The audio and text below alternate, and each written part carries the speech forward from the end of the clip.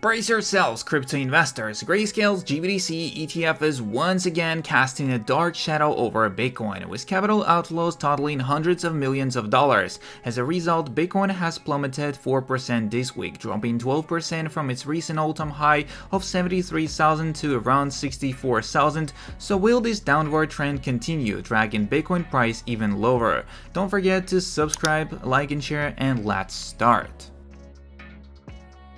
This is one of those months where a lot of people will lose money for no reason by over trading, using leverage and getting emotional. The only thing that should be happening is hodlers holding or early buyers actually taking partial profits.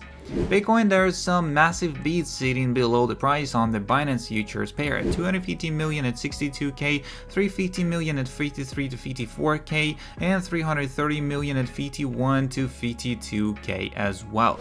These are the biggest ones over there. Something snapped at Grayscale after these massive Bitcoin outflows. Grayscale CEO says the fees on its Bitcoin ETF will drop over time after outflows hit the $12 billion. Grayscale CEO Michael Sonnenschein told CNBC on Monday that fees on its flagship Bitcoin ETF will come down over time, softening an earlier stance defending costs above the market average. And Grayscale's GBTC has locked outflows of more than $12 billion since it was converted into an ETF in early January, due in no small part to its higher than average fees.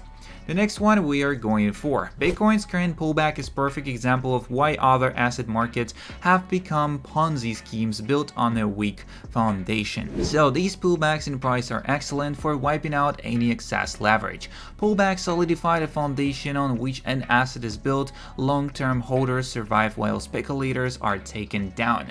People who gamble on Bitcoin don't get rewarded for their decisions. In fact, they get punished by being liquidated.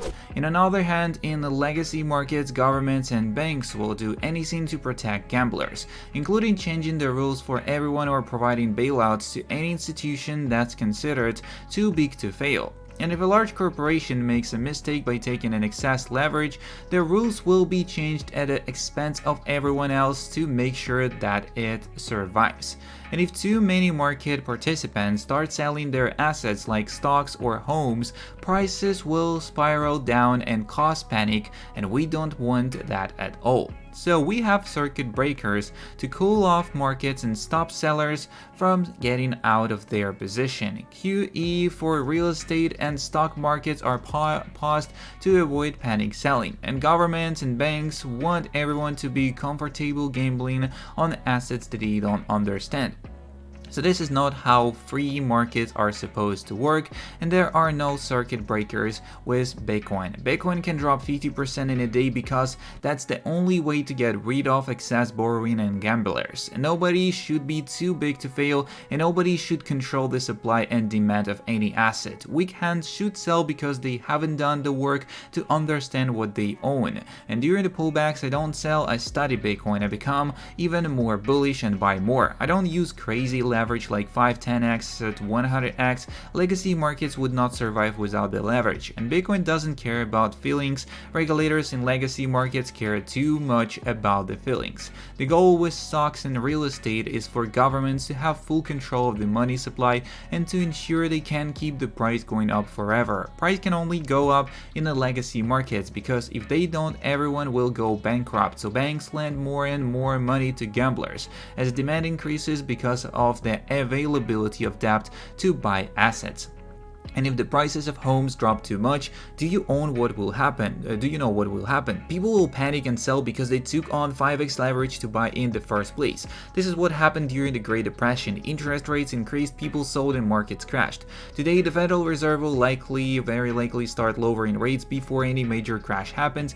A 25% pullback in the price of homes means anyone who recently bought their home has almost no equity left. and it spreads fear and can lead to a massive spiral as more people who took on debt to buy their homes are now at a loss, and the selling gets worse. And the price discovery for homes can sometimes take up to 3-5 years, and with Bitcoin the crash happens in 3-5 weeks, during which all excess leverage is cleared up and the new buyers are free to take assets away from the gamblers. 144 million of excess leverage in Bitcoin was wiped over the past 24 hours.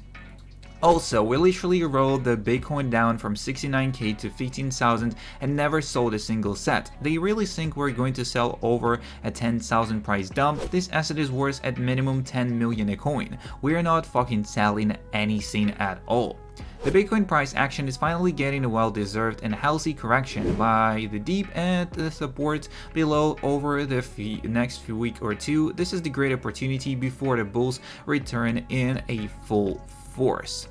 Also, Japan's government pension fund, which is one of the largest in the world with 1.5 trillion AUM, is considering adding Bitcoin to their investment strategy. The MicroStrategy has now officially acquired over 1% of the total Bitcoin that will ever be in a circulation. The countries are coming. The world's largest pension fund explores Bitcoin as an investment in Japan, by the way, if you didn't heard about it. The market is giving you dips 30 days before the Bitcoin halving, and some people are bearish. Do you understand the pre-halving dips are normal and happen before every halving, only to be followed by the unprecedented pumps? 30 days to go.